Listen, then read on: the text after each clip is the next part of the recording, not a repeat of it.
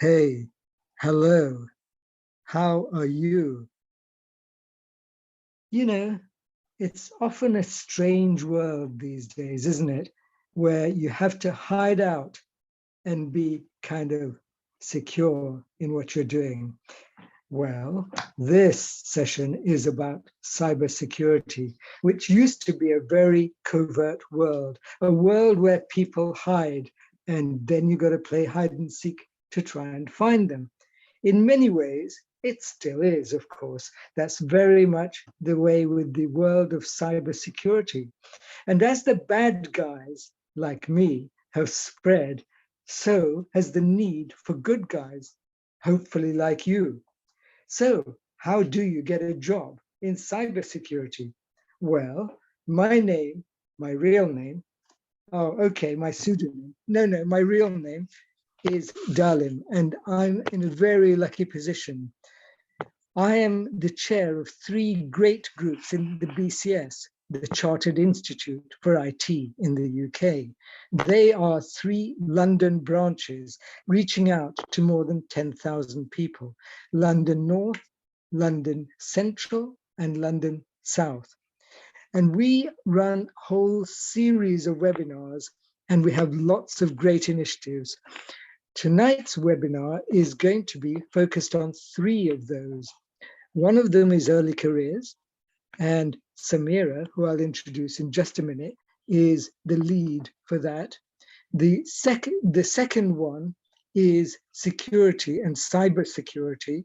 So that's very much something that is of interest to us in general, isn't it?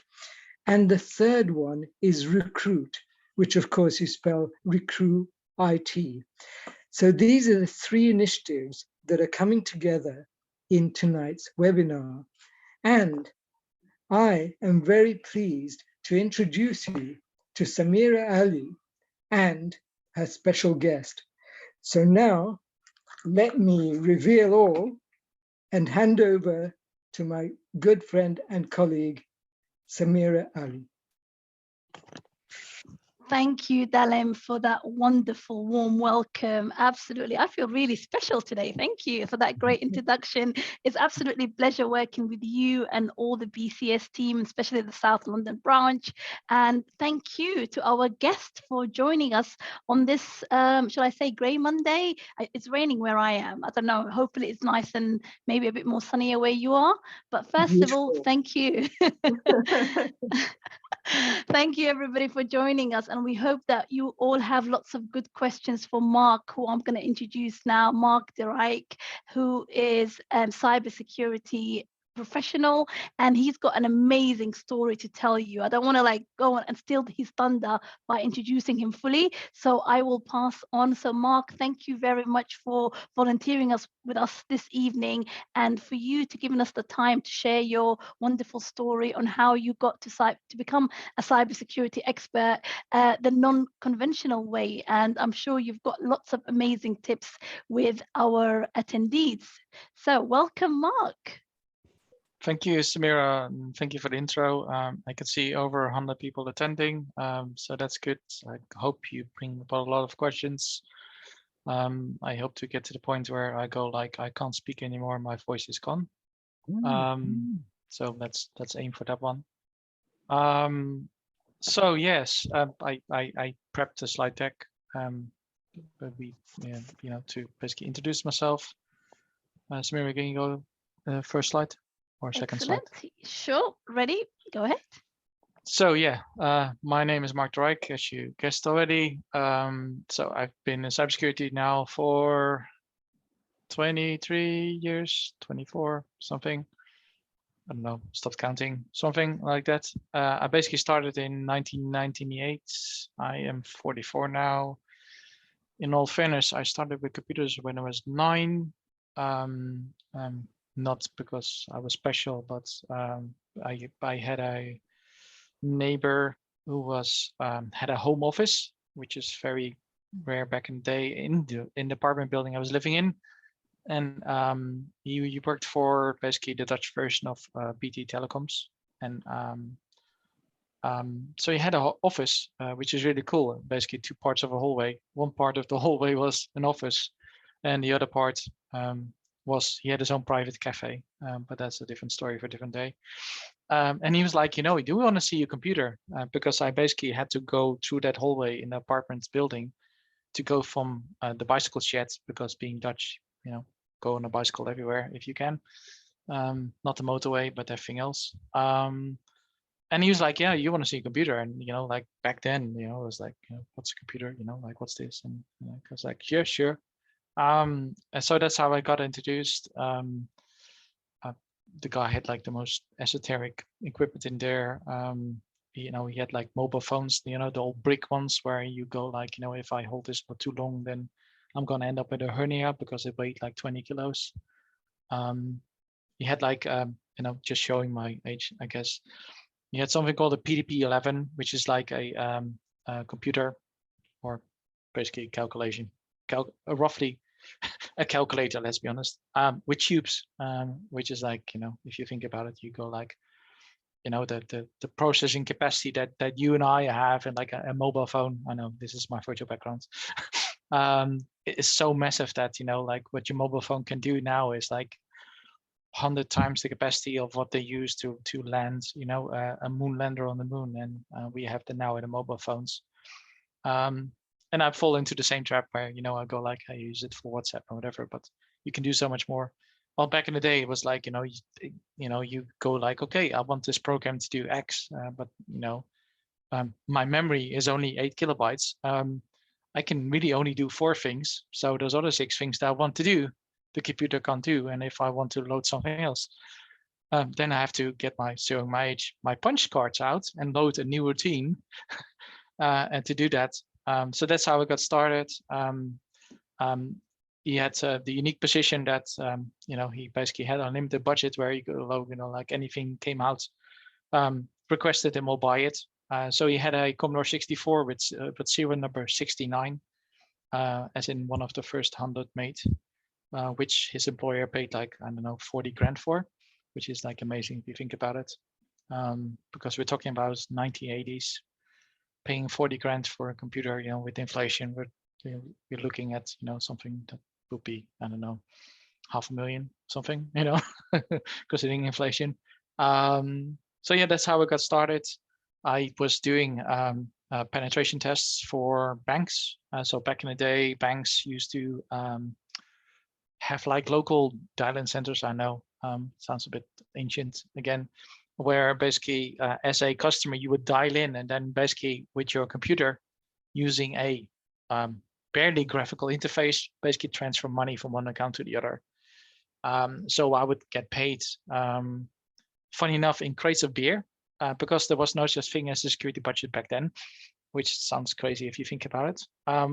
But banks had a almost unlimited personnel entertainment budget. So I came to understanding with some of those banks where I was like, you know what, you pay me in crates of beer for my dad, and like I'll check and get in and whatever. And to be honest, like back in the day, it was just so easy because it was like, the password was like root, or it was God, or password. Because a lot of those people were convinced that everybody was basically friendly on the internet. And before there was like proper internet anyway. I remember like being in online conference rooms and BBSs and such. At one point it was early stages, like Dennis Ritchie. Look up the name. Unix manuals. Like Unix manuals get sent out and like custom signature on it, because back then, pre-internet age, I wouldn't even call the internet. It was like, like there's 300 people that we know online, most of our universities, whatever, and that's it. So that's how it got started. But then there's a funny story where I had this dream to be a photographer. Yes, I was going to be a photographer for photographing celebrities. So I had this dream of copying this photographer called Anton Corbijn, who did celebrities. Anyway, short version is, tried to go to art school, got told I'm not artsy enough. Then I did the most random jobs because I was like, I don't know what to do. And then somebody went, you know what, They saw like people like saying like nerd wanted, and then they took my resume and went like, okay, I know this guy, like he's like really nerdy.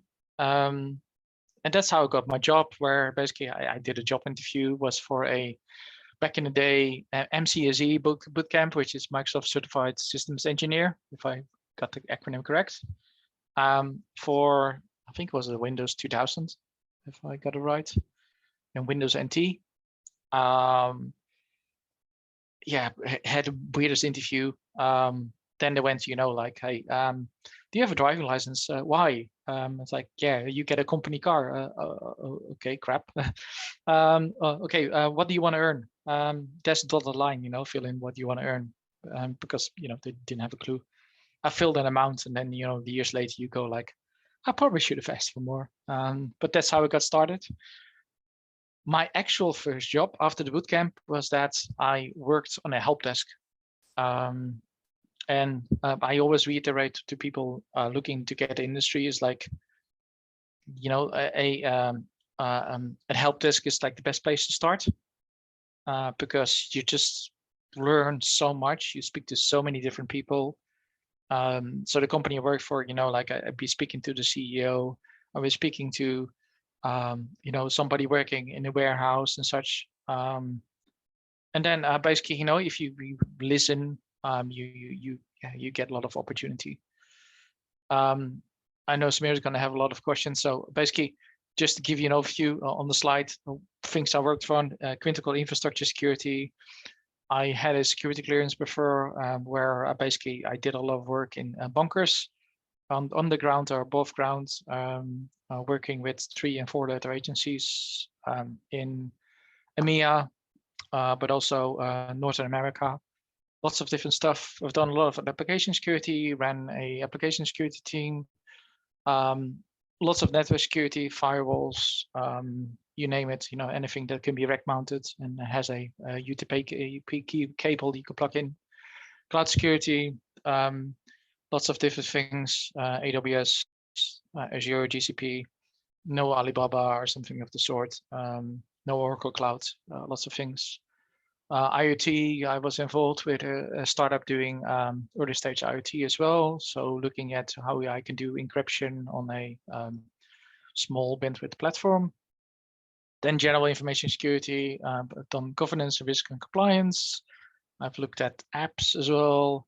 Then of course, endpoint security, like using, EDR solutions. Yeah, lots of things to work on. I guess what keeps me interested, and I guess a tip for you all is like, there might be things that you initially like, but don't be afraid to also like move to a different area. I guess what kept it interesting for me was that basically doing that, but by shifting to different areas, it kept things exciting for me. And actually I ended up adding more value to employers, because they were like, okay, maybe, this area that you previously worked on, it's only 10% of your job description, but because you were previously, an SME in that, the subject matter aspect in it, or, basically, roughly speaking, you knew more than I did as a manager, that kind of thing, that adds a lot of value. So for instance, with network security, I don't touch any firewalls or such anymore, or whatever. But I can have a solid conversation with people and go like, like if you're talking to somebody that manages firewalls or routers or such, I can have a conversation. I can fully understand where they are, but also if they raise something, I know what they're talking about. So I might not be able to position it more where give me a Cisco router and like let me reconfigure it. But I know enough to be dangerous, as I like to call it. If you skip ahead, I try to add some MEMS because I do try to keep things light. So yeah, I'm a big Lord of the Rings thing, so I had to have one in there. So there's no such thing as one does not simply do cybersecurity. Cybersecurity comes on layers on top of things. There's so many different roles. I could have like 4 or 5 slides just with different roles. And they work in cybersecurity, and you might have a keyboard in front of you, a mouse, but you're maybe even like a customer service manager, where you don't have to understand any of the lingo, but you're basically busy, you know, like, you know, for instance, if you're working for a managed services, security service provider, it's about, you know, like, can you keep the customer happy? And then in the process, you might end up, you know, going like, you know what, I actually want to be technical. So I have to see it as well with working for MSSP, where some of the people that you know were afraid or, you know, didn't want to do the technical stuff, they started as a customer service manager or even sales and such. Were brilliant sales, and then they went, you know what, actually, you know, like this tickles a funny bone in me. You know, I like the technical side, and then do then a lateral move. And like I said, yeah, I don't know, I can talk for hours, but, you know, like transferable skills, you know, that there's so many things that you can do, that you can bring. And then, you know, for, you know, a lot of us, you know, like I worked in you know, in my teens, working in the supermarket, or, you know, working at McDonald's or whatever. You also learn a lot of soft skills and deal with customers, and that those are skills that are also transferable as well. But yeah, I don't want to start a monologue, so I do have another slide, but yeah, I'll leave it up, Samira. So one thing, traits, you know, like I know, like I'm not very good in following agenda. You would think I'm good at this, doing this for 23 years, but I am good at MEMS, or I like to think. So one thing, you know, like as Rijk would say, don't be looking for money. So don't go like, hey, I want to get in cybersecurity because, you know, it can make me 50K, 100K, 200K, $1 million. Although if you do make $1 million, then do call me and invite me for dinner, because that would be nice. But yeah, show a passion. And that doesn't mean that you need to know everything. It's about showing that you are there to basically really care about your employer or your customer or their customers. And that's the massive difference, where you don't need to know the answers. It's more having the attention to try to do the right thing, if that makes sense. And that sometimes also means that you sometimes go like, you know what, customer, I know you want to do this, but actually this will, you know, like create a risky situation. And then of course, you know, up to the customer and the business to say, you know what, that, you know, thank you for calling this out, but we still want to go ahead, and that's fine. That's a business decision. They can always make the decision to say, we want to risk accept it. But yeah, some other things, you know, like I have attention details matter, because, like, for instance, you know, if you're looking at things like firewalls, you know, like, you know, I don't know, firewall rule opening, and then you go like, okay, you know, 9 of the ports are, you know, benign, as I know, opening a web server or something. Oh, but there's a, I don't know, SSH open to the internet, which is like, you know, something you use to remote manage devices. If you just go like, okay, you know, like these are the you know, 9 of the ports look good, this one, you know, is not so good, and you go like, you know, oh, it's okay, this is the problem, and this is where the eye for detention means. Ability to listen is about you making sure that you've become very good at active listening, as in, you know, trying to figure out what they're actually trying to say, because a lot of times people don't know they're trying to say something, but what they're trying to achieve is something else.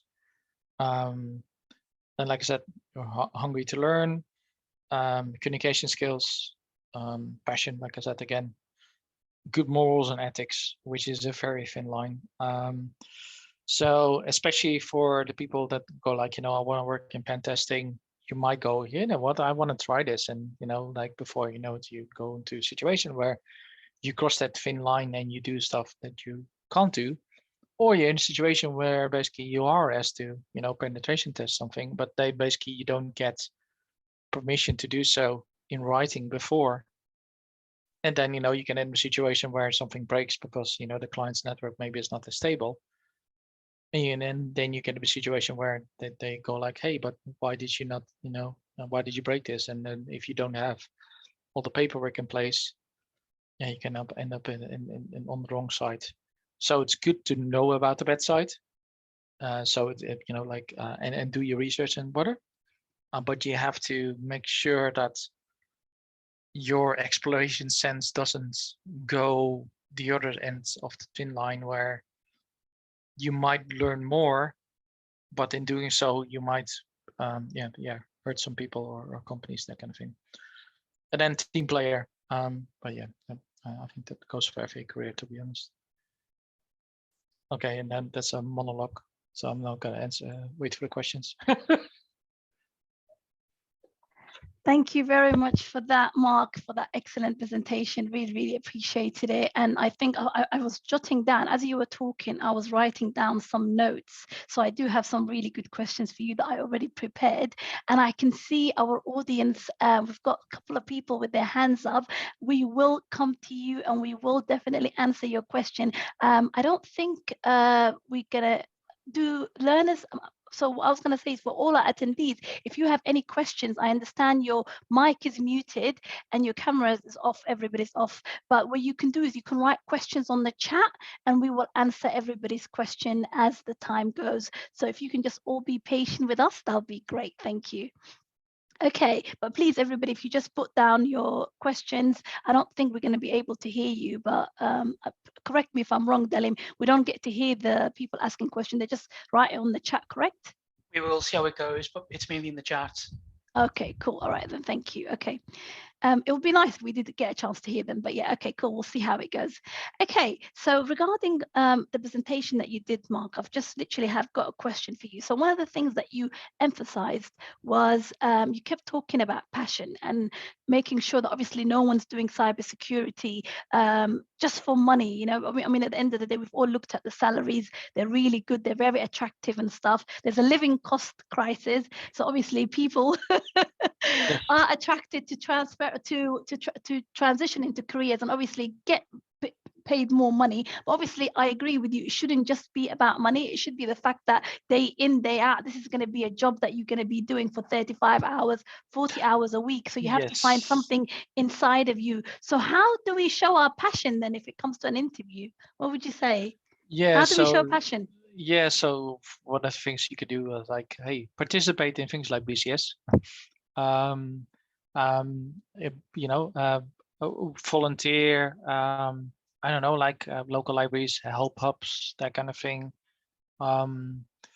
Try to, which is a common thing as well. You have things like, it's more on the coding side of things, but it's a similar concept to where you go like, there's community initiatives where people are looking to, do something else and then like build out something, and then you can find groups just like BCS, but other ones as well, Cloud Security Alliance, where they have workshops where basically it's all volunteers and they're trying to basically, for instance, come up with a new standard. And then you can participate in that. And then maybe initially you might feel like, okay, I can't contribute that much. But sometimes the contribution is in you just listening and then regurgitating like what they said, and basically providing a feedback mechanism. Because what's very easy, and I've followed the same trap, for instance, when I was trying to do stuff in Cloud Security Alliance, is you do stuff and then you sit there and everybody basically has been doing this for 10, 15 years or whatever. And it's very easy to assume that then the guidance that you put together it makes sense.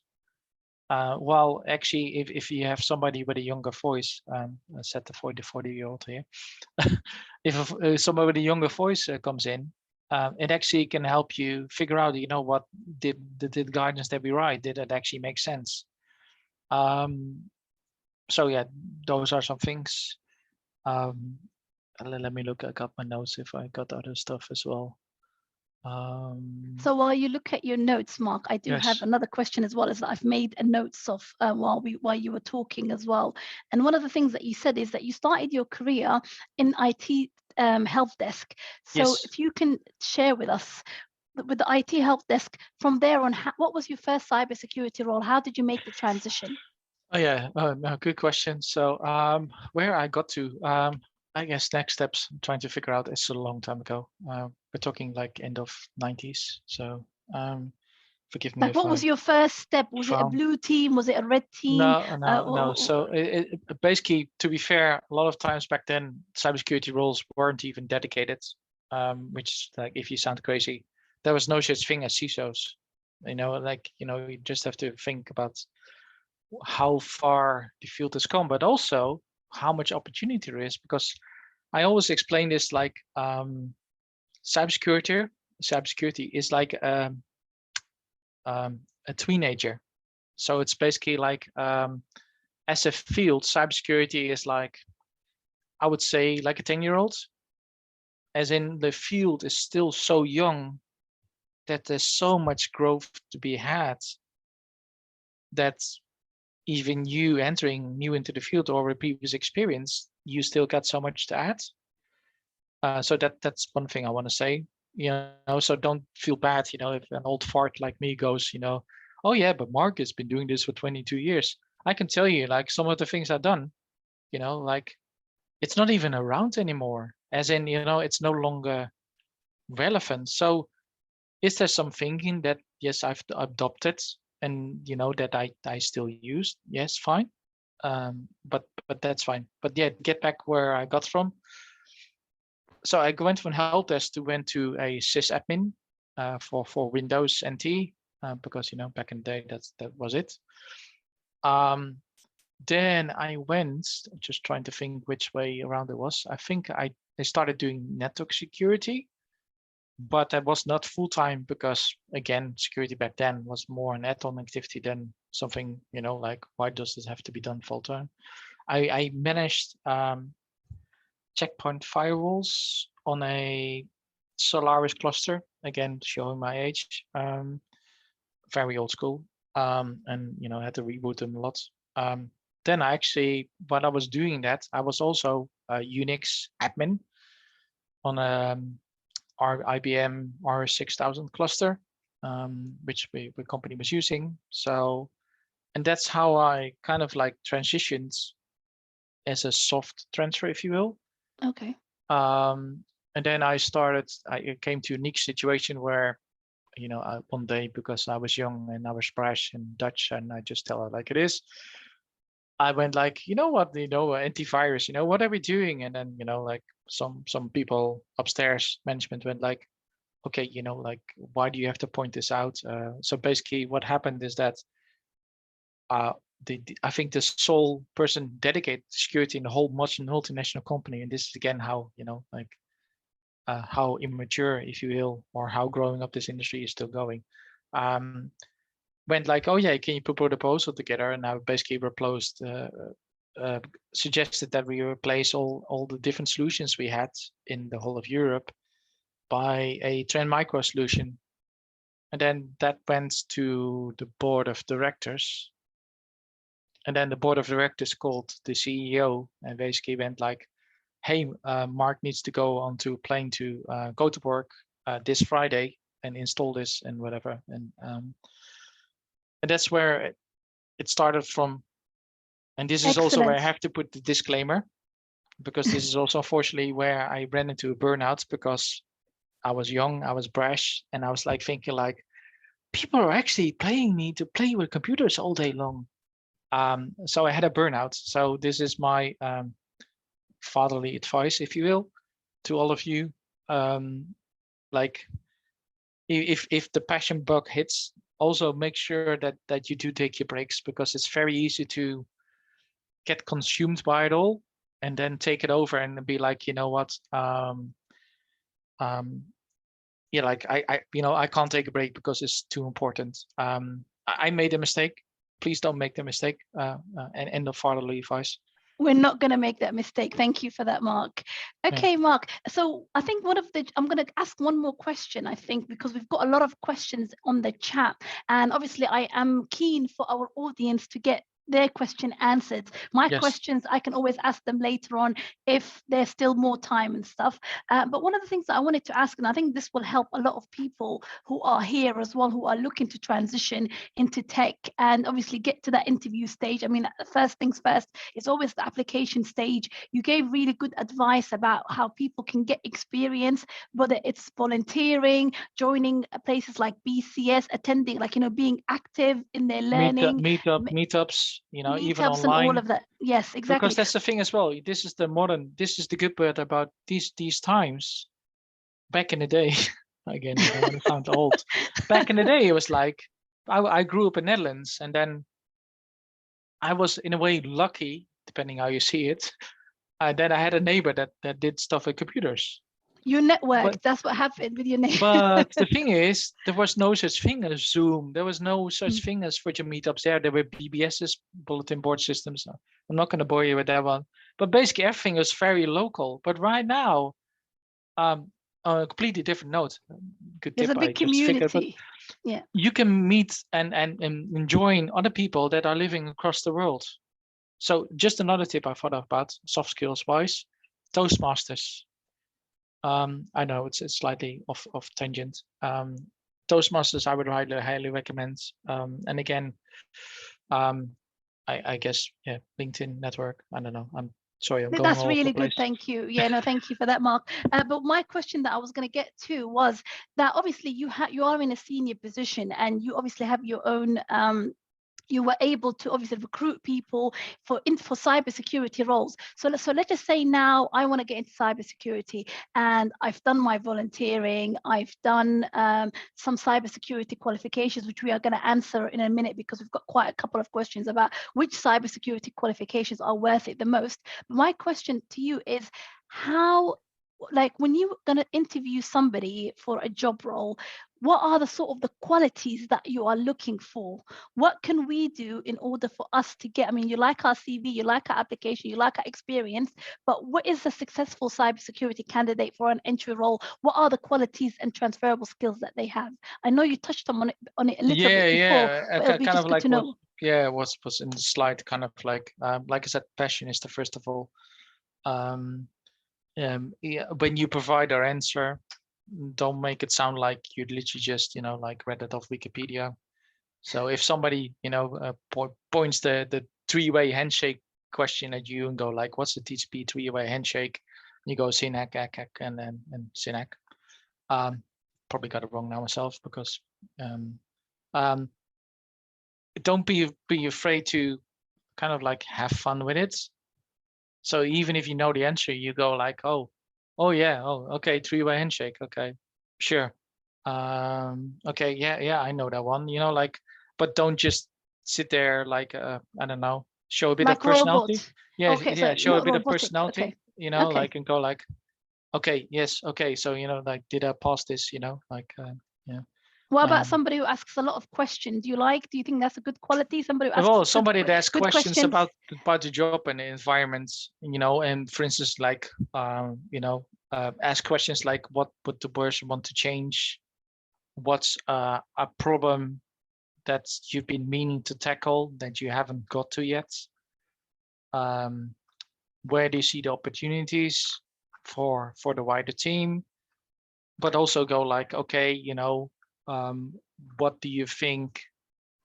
I should say, an opportunity for me would be to grow within the organization, that kind of thing. Of course, don't ask questions like, okay, what do you think that after 5 years, working here, what kind of job can I get elsewhere? Don't ask that kind of question. No, so that's a no-no. That's a big no-no. That's a very big no-no. And like I said, not money. Not at the interview. Afterwards, you negotiate. Yes. So to be fair, money is influence because sometimes money is an indicator of how serious an organization is about cybersecurity. But it's more I see it as a formula where if everything else is right and the money is not all that, then you can be, hey, you know what, this might be good for my career further on. But it might be also a situation where it's a security is a checkbox, if you will, and then the money is not good, and then you might go, you know what, this is not the right environment for me. But of course, you just take the interview and you politely later decline, that kind of thing. Excellent. So there is some indication in there, but more the other way around, if you will. That's great, Mark. So my other thing is, I know that obviously when we were talking and we were preparing for this webinar, we had lots of links to amazing resources. So I was going to say, is it okay if you just share the resources links, so that way our attendees can go and upskill themselves? And it's got like a whole link. So we've prepared for you, all of you, we've prepared for you free links where you can get free training. And we thought it'll be a good place for you to start off. There's places like the CEH.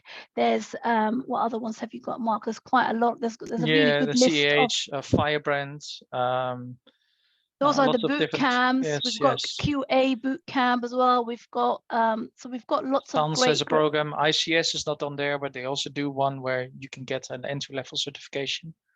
Exactly. Some of them are one of free. the things though that I do have to say from a hiring perspective, do try to have a direction to your certificates.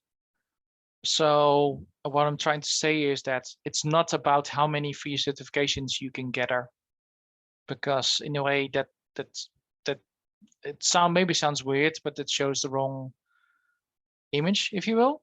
Okay, so you don't want to be the person who's always getting a certificate after certificate. We need to basically know where we go. No, a bit of like a direction to it, if it makes sense. Okay.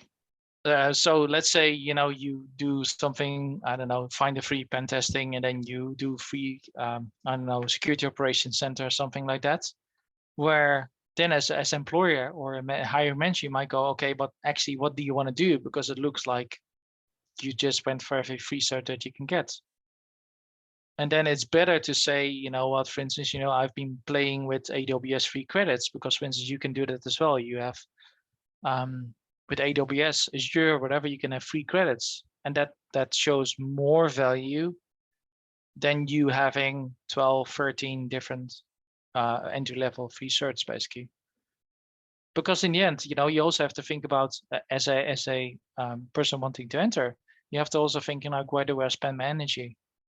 And then between you and me, I'd rather have maybe 2 or 3 entry-level certs max, and then people showing things on the side like BCS, Cloud Security Alliance, whatever.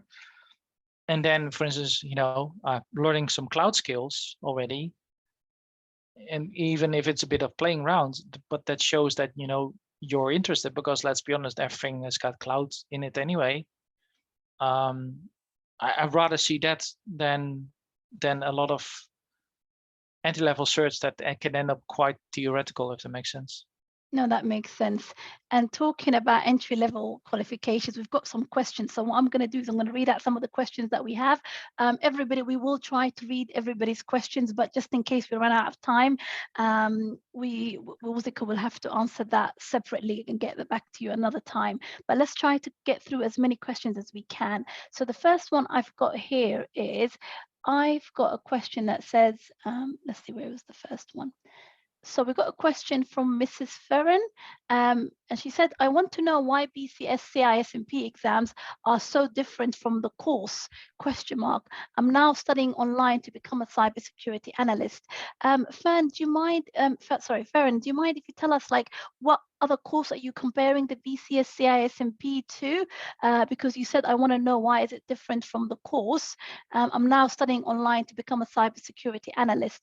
And what course are you actually studying? Maybe if you can give us a little bit of details about it, then we can answer that question. As somebody that did BCS CISMP exam myself, as part of the boot camp that I did, definitely that was a really good qualification, a good entry-level qualification with the British Computing Society, and that basically was all about it was all about the security, information and management system. And I feel for that it actually provided me with a lot of information in order for me to, it helped me fill my knowledge gaps as somebody who is excited about cybersecurity and who also wants to learn as well.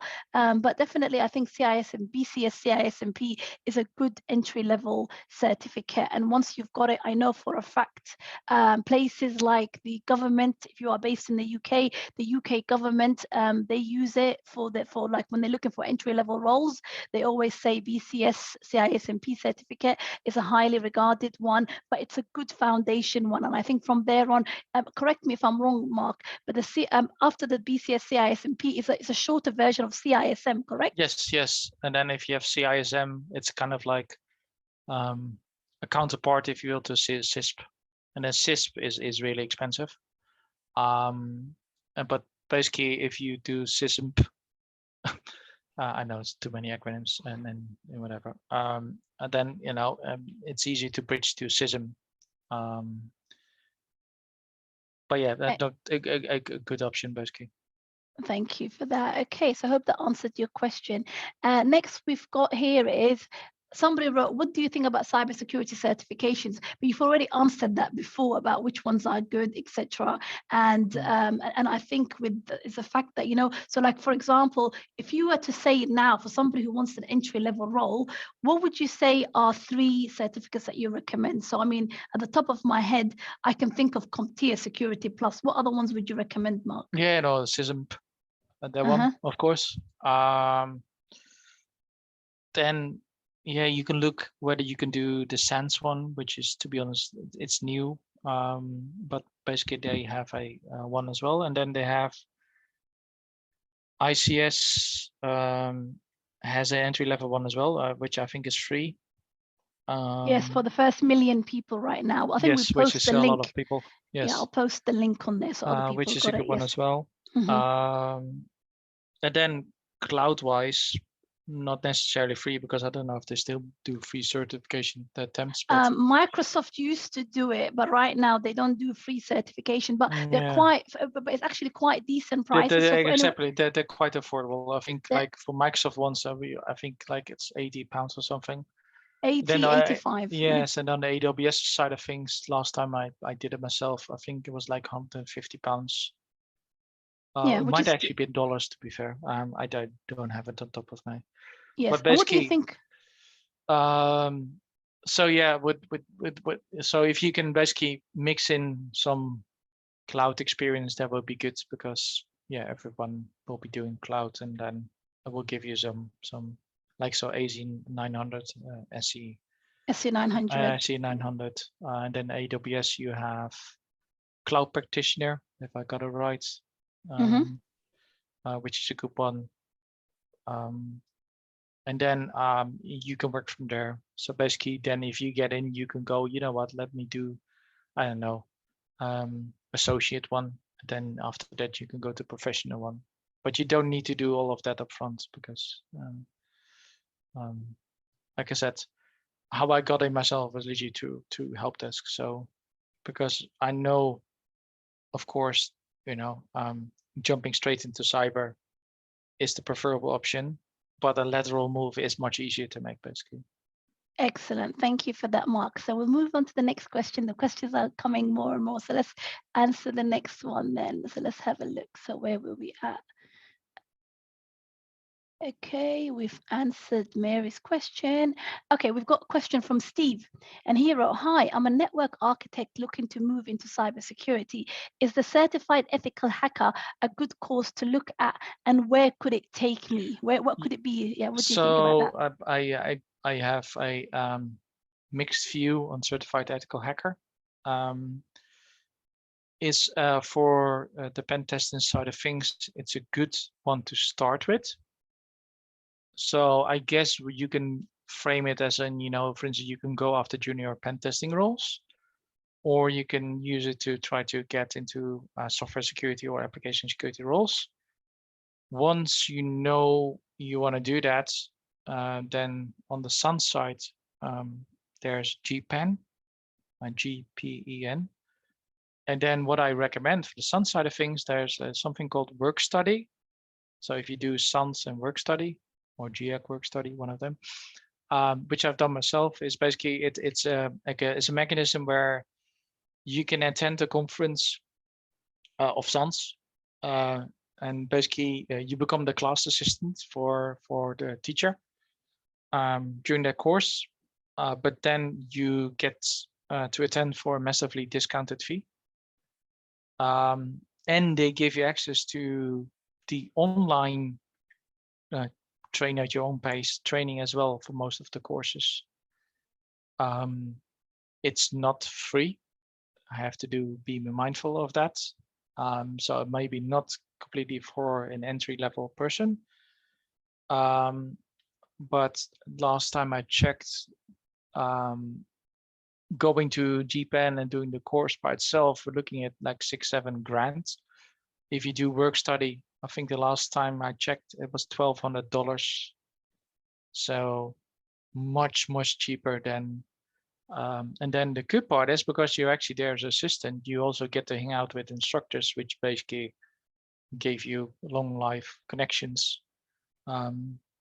So I know from other people that attended at the time, they literally got job offers on the back of it because their instructor went, oh yeah, this guy or this girl, they're solid, they know what they're doing, and then got a referral. That we can't get any better. The son's instructor, that kind of thing. Thank you, Mark, for that. So what I did is I quickly went on to I shared a bit more information about GPen on the chat as well. So anybody who's interested in that side as well can have a look at that. Okay, cool. So let's move on to the next question then. I'm just going to have to scroll back up. I'm trying to do everyone's question as much as we can. So let's go back to the top and I'll ask who else has asked the question. Okay. Okay, let's see. Okay, so I hope that answered your question, Steve. Okay, next is we've got Pushpinder, and she wrote, with 7.5 years experience in software testing, postgrad diploma in InfoSec, and now a master's in cybersecurity. Okay. What career path would you recommend? Very easy. If you have the background, application security. And there might why be not, application? Because it's so, application security as a profession is screaming out for people that actually have software experience, that have developed or tested software before. So basically they are developers, testers first, and cybersecurity professionals last. Maybe it sounds weird, but the reason why that works is because these people are better able to relate with the actual development teams. So myself, previously, I hired somebody that wasn't a software developer, that was a security champion, which is basically, somebody says, hey, put my name, and if there's a security question, they can come to me first. So I hired people with that route. So yeah, application security, that's the obvious one. Okay. With that background, you should be able to find a junior AppSec role. Once you get in, you should be rolling really quickly, and then before you know it, your recruiter will be calling you like, hey, I've only been here for 18 months, why are you already trying to recruit me for a different job? Excellent. Because AppSec is very hot. Okay, that's great to hear. So there you go, positive news right there. So, okay, good. Next one we've got here is we've got a question from Andre. Hi, I would like to ask which programming language are going to be useful for the cybersecurity field? Python, Golang, and in a much lower threshold, or not, that's not the right English word, much less relevant, but some people use it, Rust. I know it's very esoteric because it's very highly performant. But this is, just to be clear, this is from a automation hat. So from automation hat, if you can basically do your job, but in doing so, you can automate some of the things you do, you're basically, as your employer, will see you as value add. That's the short version. If you're thinking about from an application security perspective, then you're thinking about Java, JavaScript, Python still, React, just trying to think, C++, C#, all of the languages, to be fair. But if you have a automation lens to it, then it's Python and Golang. Thank you. So those are the good programming languages. But just to reiterate though, if we don't need it, do we? Like if we wanted to do, like we don't need like to know programming language to get an entry level role in cybersecurity, unless. No. But you're saying that it's basically seen as something that's very highly. It helps you stand out. And then, for instance, what you can do, I've done it myself. You can take CS50 through edX.org, which is CS50 is like the Harvard course to Introduction 2. They do CS50, and then you can take follow-on, all of them free, for things like Python and other languages. So look for CS50 from Harvard. And if you go to edx.org, so edx.org, then you can register. You can basically get in, pay nothing. There is an option to pay a bit more and basically get a certificate.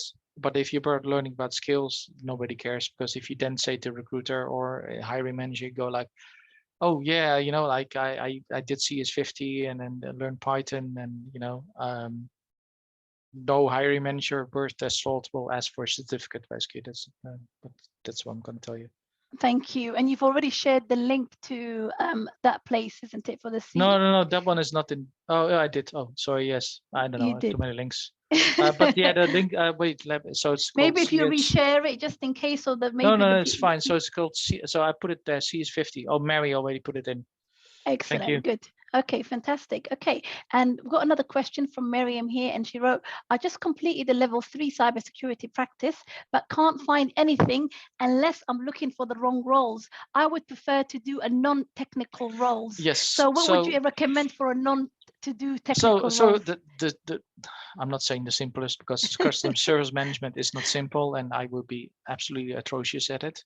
But if you are more on the soft skill side of things, and I am for you, because I'm not, and I can be absolutely blunt.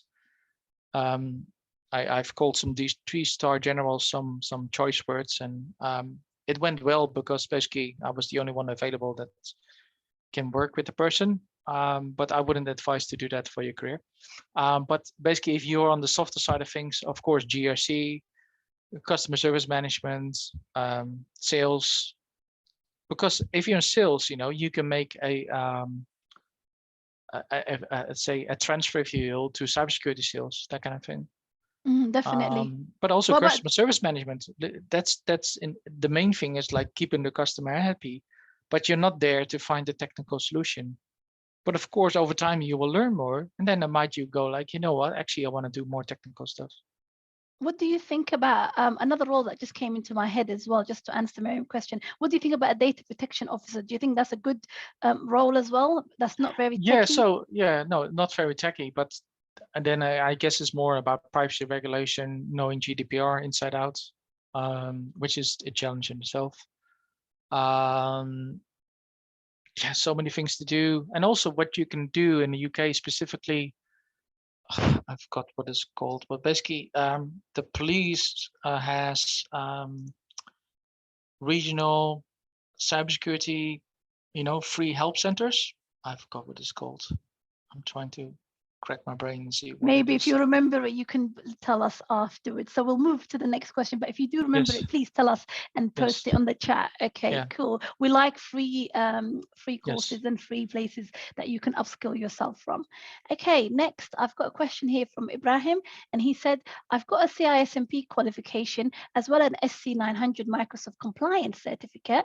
I've got some experience in information security under 1 year. So he's already got some cyber security under 1 year experience. And he said, I'm looking for a contract job outside IR35, or would you consider inside too? Do you have any tips in getting these contracts as self-employed person? Yeah, so I've been there myself. Outside IR35 is really hard. If I'm being honest, outside IR35 is still doable, but you need to be at the end where roughly as a recruiter, you go, there's 5 people that I know that can do the job.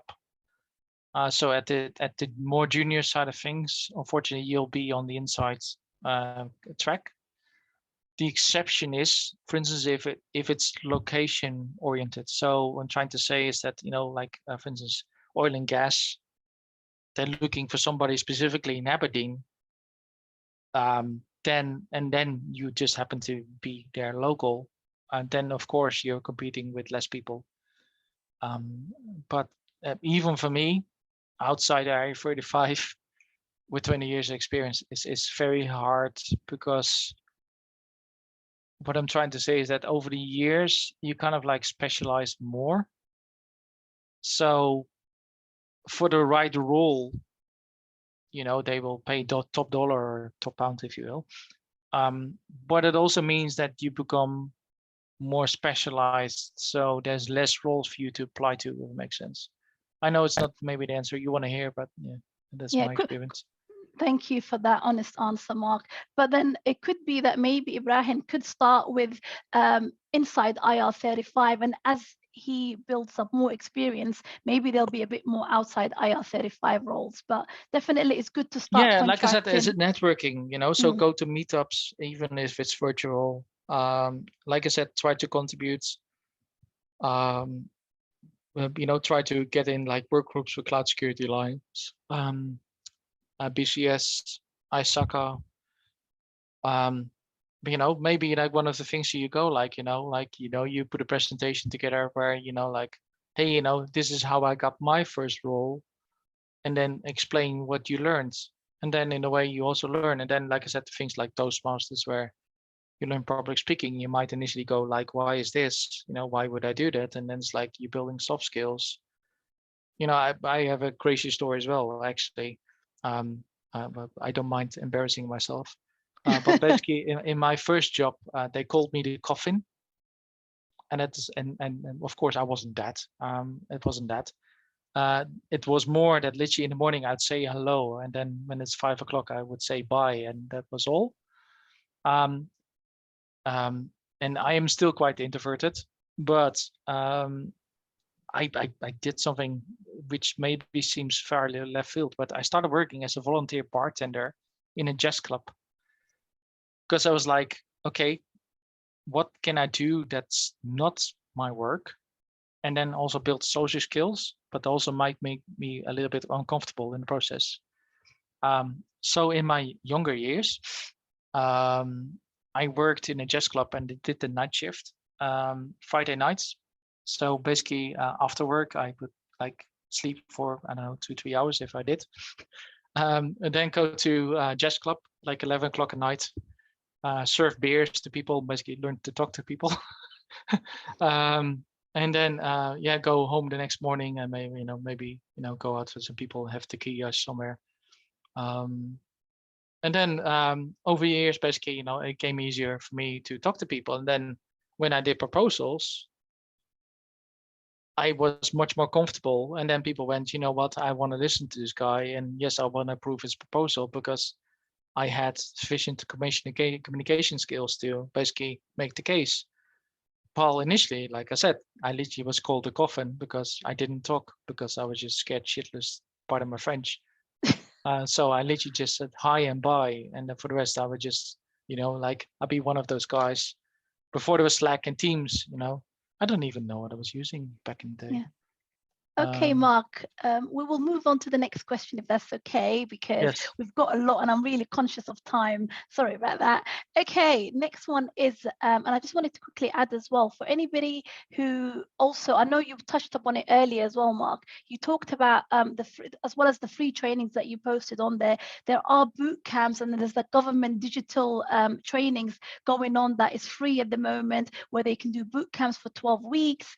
There is apprenticeships as well. And I think those are good for people to get a foot into the door as well. And I know you mentioned it, but I just thought I'll highlight it again for anyone who doesn't have much experience and just wants to get a foot in their door. I think boot camps and apprenticeships are really, really good, especially now with the government. They've got like the digital skills for life. I was just trying to share a link for them, but I'll share that in a minute. But okay, let's move on to the next question. So the next question is here: is CISMP certification recognized globally or just in the UK? Good question. I can answer that because I've done that, if that's okay. So as somebody who did CISMP with BCS, it is definitely recognized globally. It's basically BCS actually has offices in over, I don't want to get it wrong, but it has offices outside of the UK as well. So it's a certificate that basically people know. But obviously, if you were to compare it to like Microsoft or maybe like, certified ethical hacker training like CEH and all those other ones, obviously is less known and stuff like that, because CISMP, and this is what we have said before, it's an entry level qualification. It's so just note that and stuff like that. So but it is recognized because BCS does have other offices in around the world as well.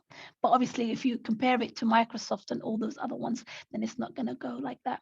Okay, cool. So we've got a question here right now as well. It says, hi, how do I get into IT compliance side of security? Yes, good question. I guess, like compliance side of things, learn some of the frameworks. So on this side of the ocean, I guess ISO 27001, I learned some GDPR, Google stuff, because a lot of this intents and purposes already needs to be publicized, because otherwise they can't get people to comply to it.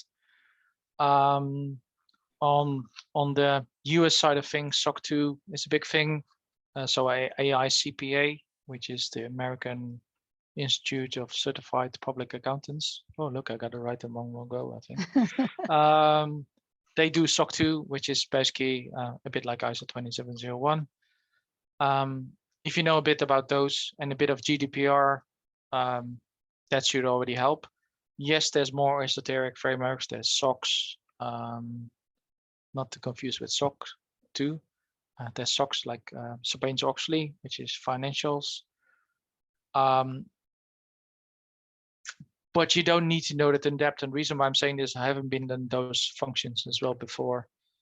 SOX would be like an entire department dealing with it, because there's no way possible that one person knows the whole thing inside out.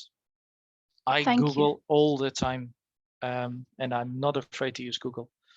Exactly, Google. And what about and also right now we've got also ChatGPT. Yes, right? I use ChatGPT Plus, so I pay for Plus. But to be fair, you don't need to pay for Plus. Exactly. Because I sometimes go, but I use ChatGPT Plus if I don't understand something, because I have plenty of times.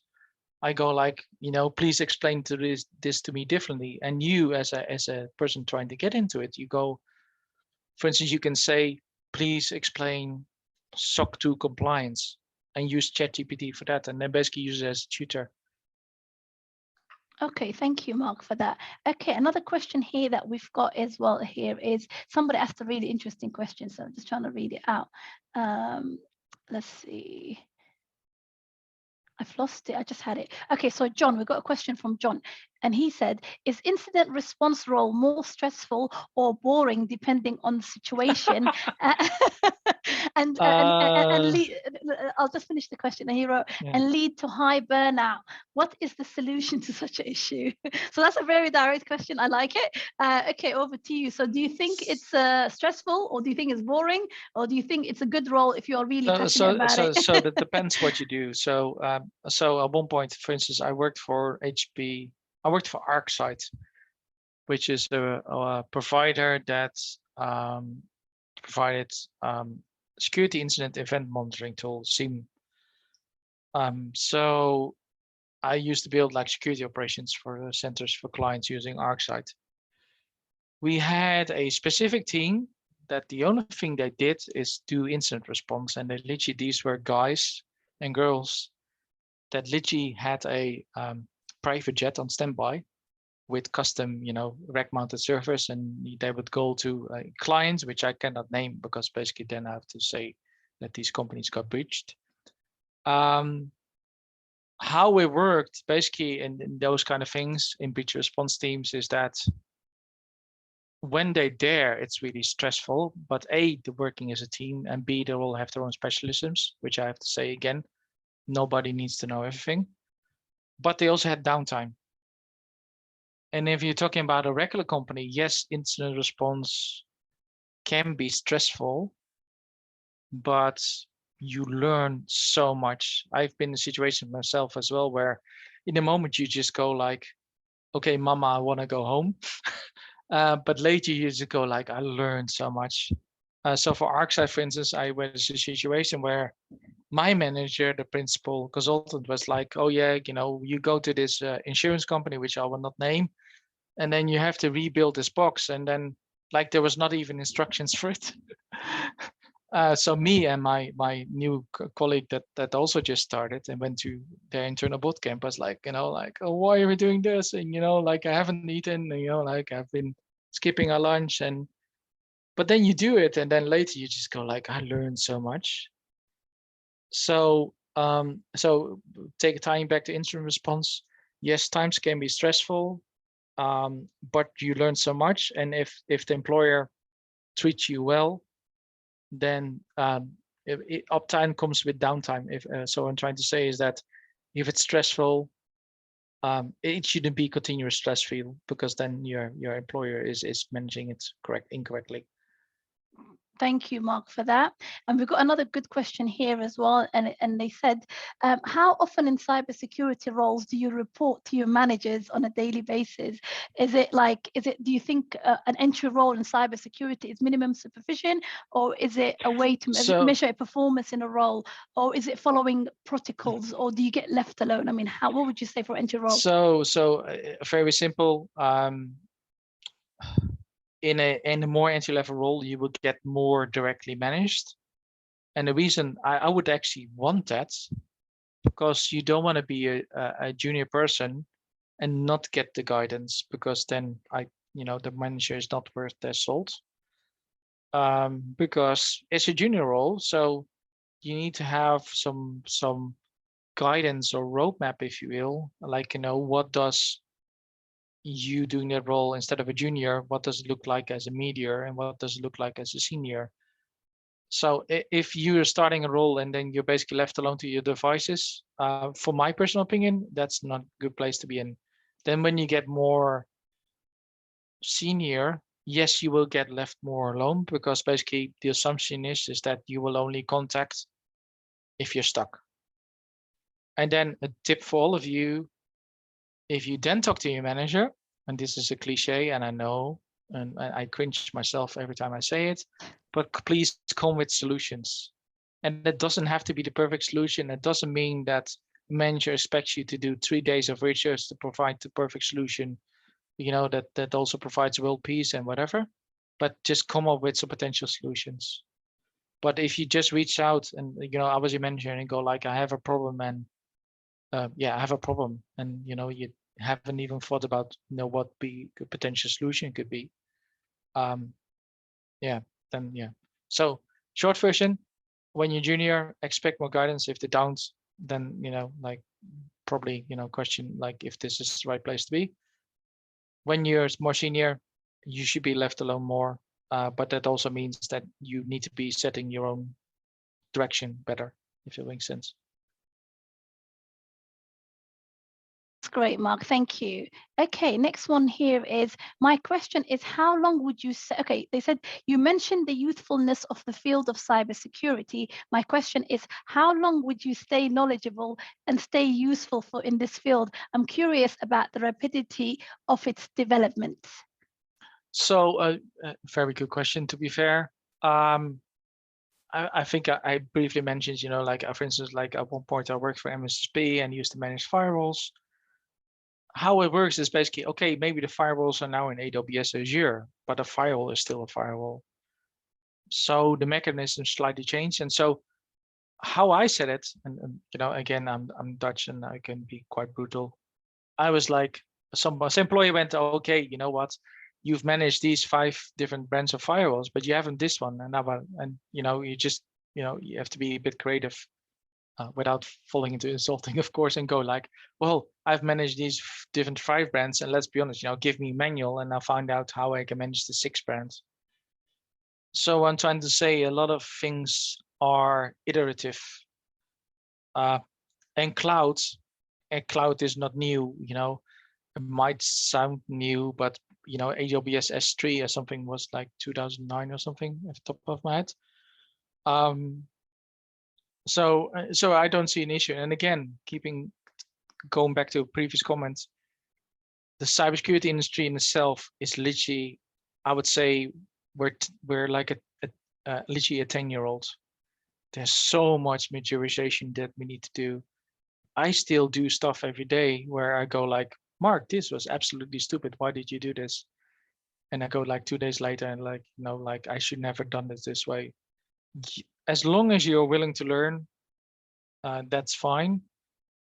But it's also not, things like go away. And to be honest, like for some of the things you go like, this will go away, and then it doesn't go away. So some of you might know about this program language called COBOL, and then a lot of people, just like me, even went, this is going to go away. And now you see it, like bank systems still got COBOL systems, and they have to pay ridiculous day rates because there's hardly any COBOL programmers left. So I always say it like things change, but things stay the same. So back in the day, it was like everybody were doing things on their own desktop. Then went to client server system, where it's like, you get a virtual desktop using Citrix. And now people are going back again to, hey, you know what? I want to do everything myself. So everything's silical. That goes by English. Silical. I don't know if it's even correct. And everything comes back. So yeah, don't be worried about it. I don't worry, and I don't go, oh, do I still use this knowledge or not? I wouldn't worry about it. Okay, thank you for that, Mark. Okay, next question. So everybody that's here, this webinar actually was supposed to finish at 7:30, but because of all the questions that you all have, we have gone over the time.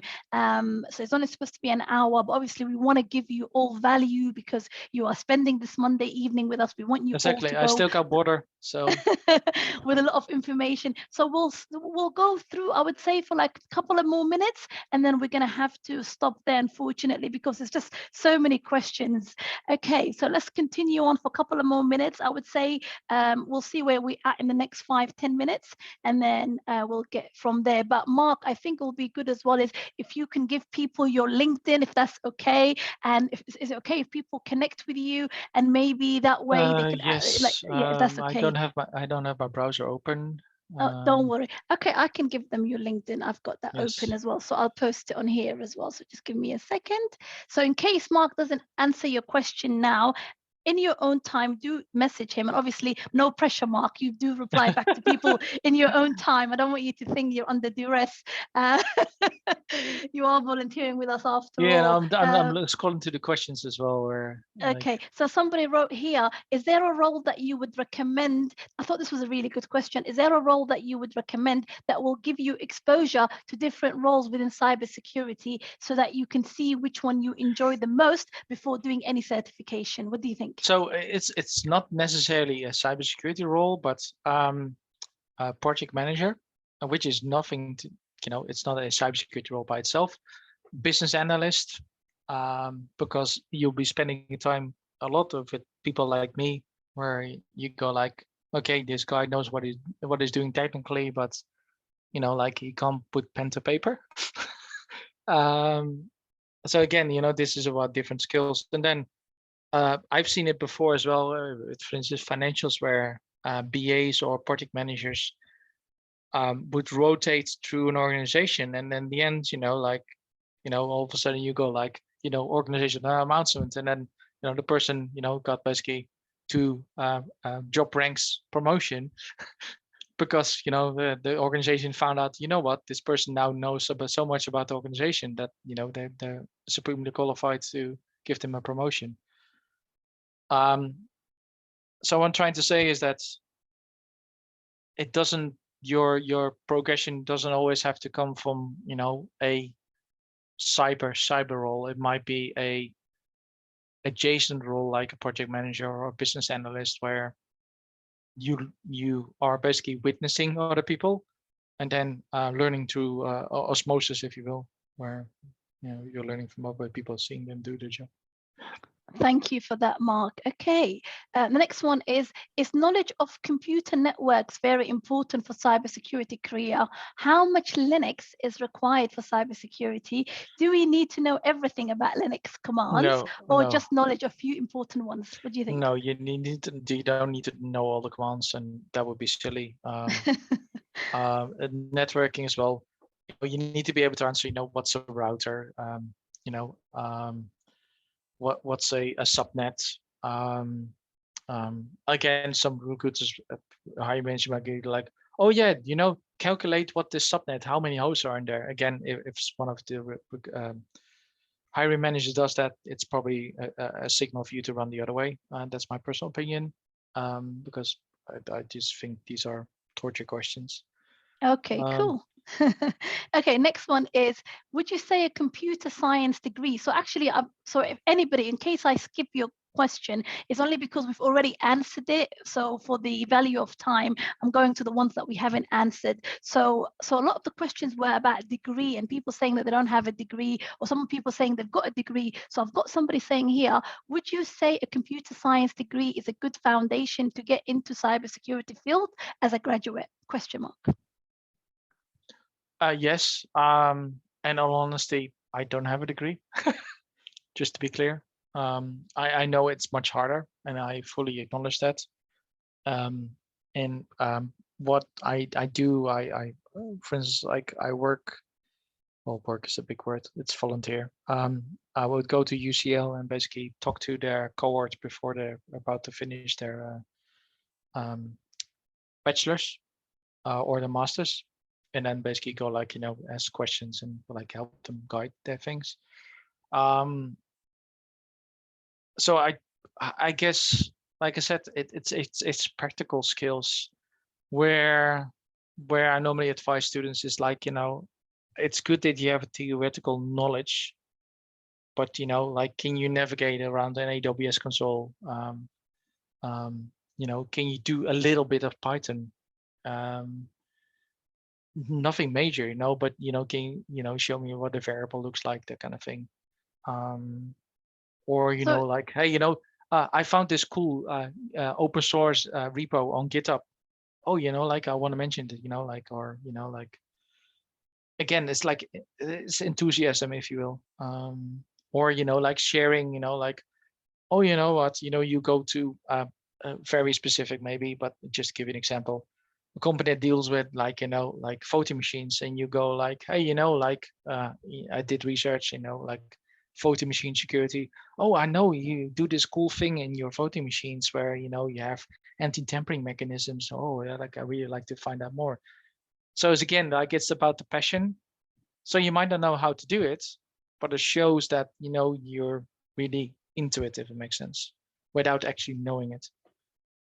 That's really good, and I really appreciate you sharing with us the fact that you yourself, you don't have a university degree. And no. I think I did at the beginning of the talk, I did say that Mark comes from a non-traditional background into cybersecurity, and especially the fact that, like you said, you moved from Holland to the UK, so you obviously had to have more transferable skills, change sectors, etc. So you basically were never put in a box. So a lot of people are saying they're worried that they don't have a degree per se.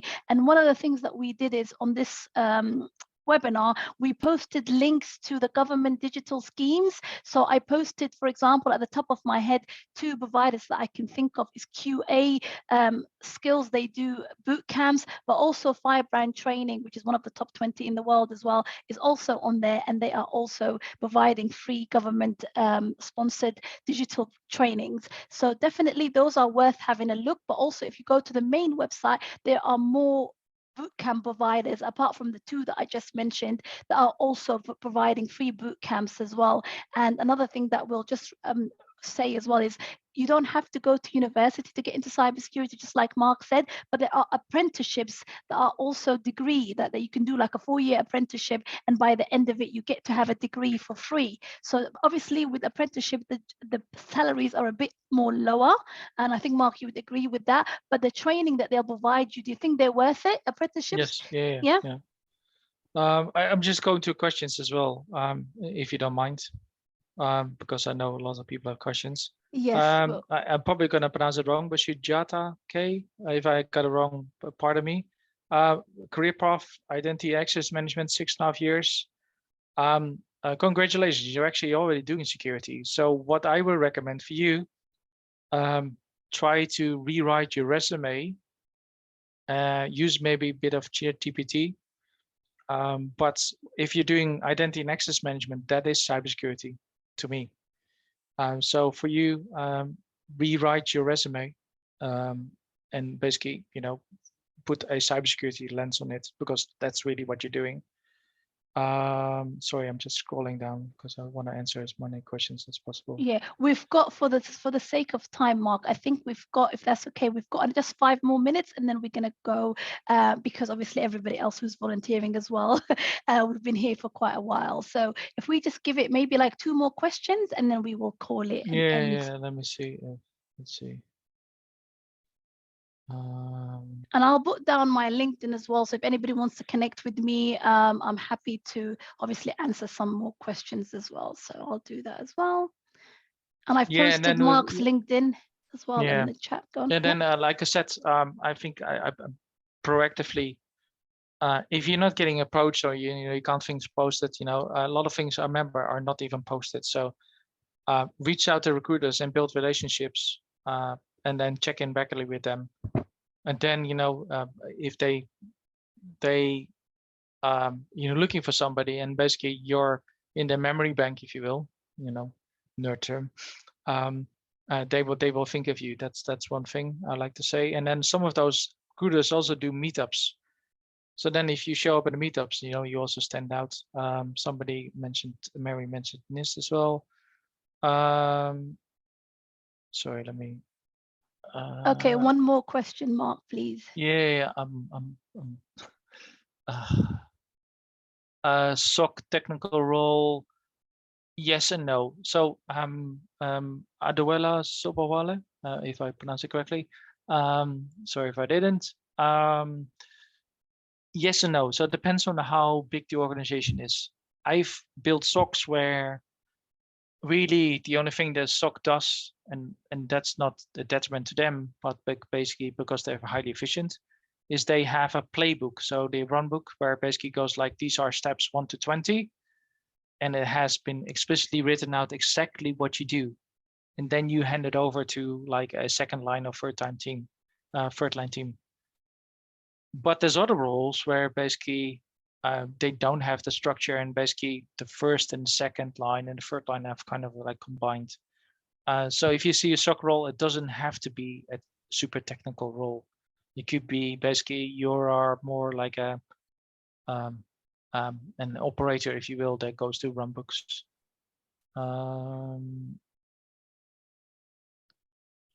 I've just posted in the link as well, everybody, the BCS link. So anybody who's interested in joining the Chartered Institute of BCS, which is obviously that we are running this workshop right now for you all for free for webinars.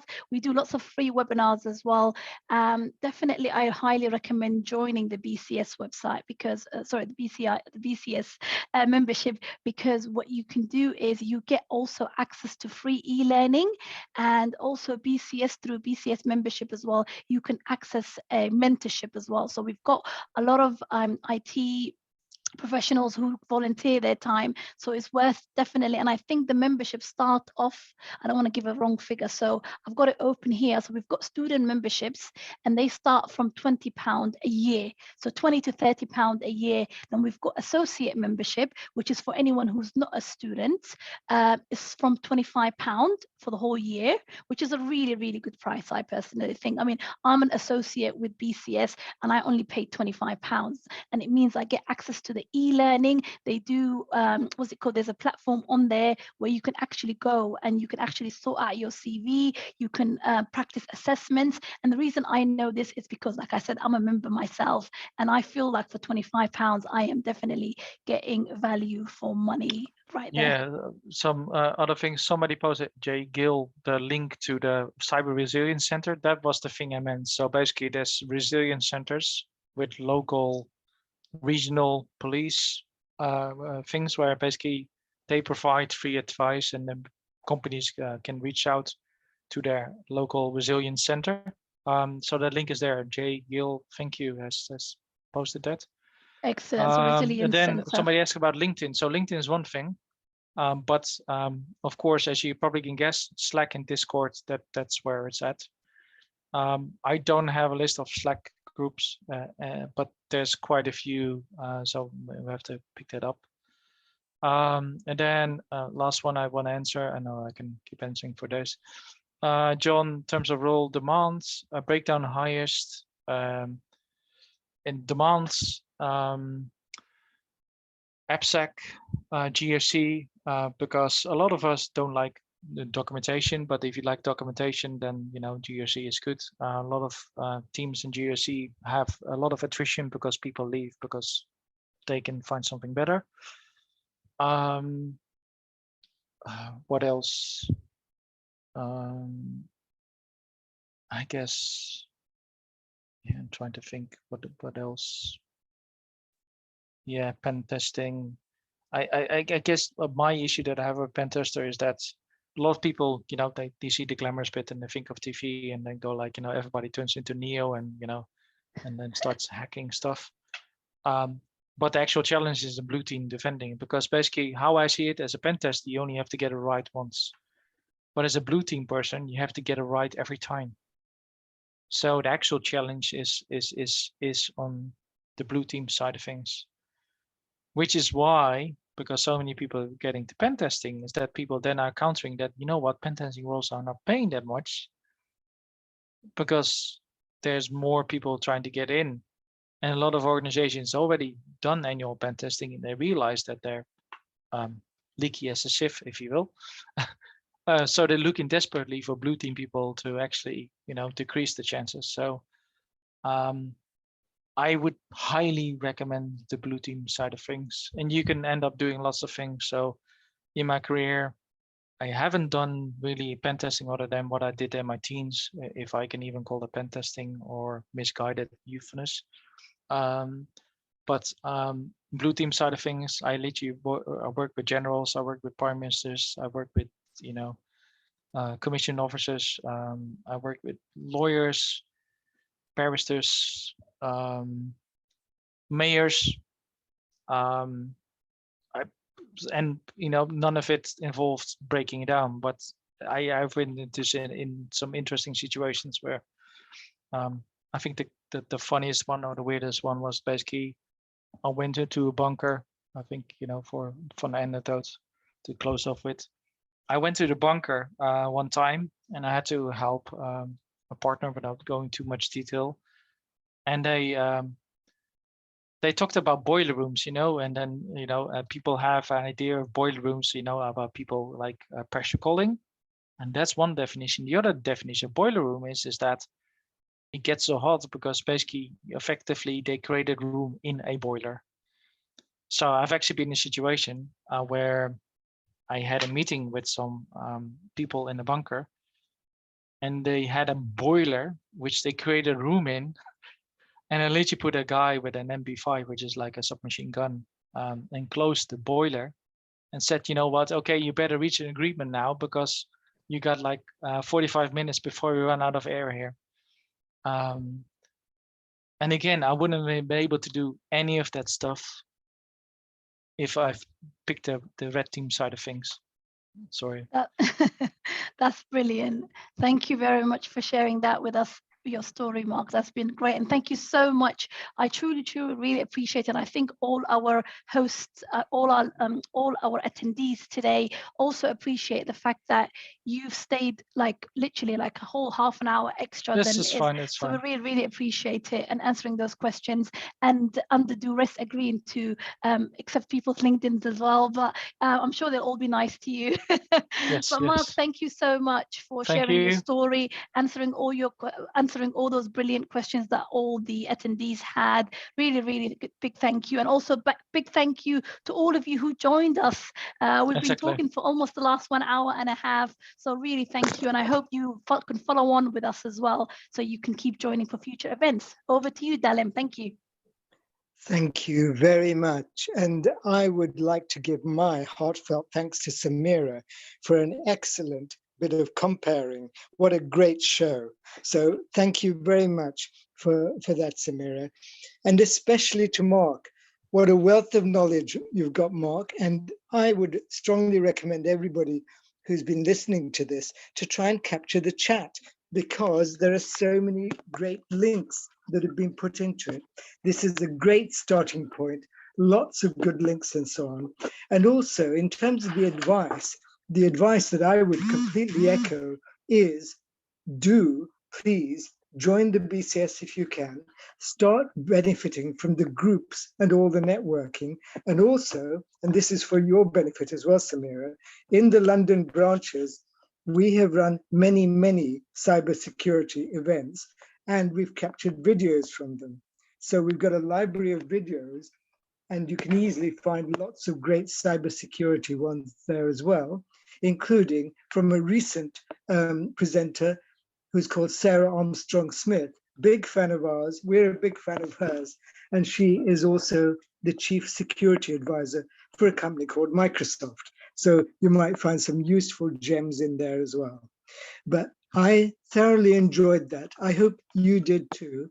And I hope you'll join us at future events of BCS London Branches 3. Thank you very much. See you next time. Thank Bye. you. Thank you everyone for listening to me. Yeah. Bye. That was a pleasure, Mark. Thank you. Bye-bye.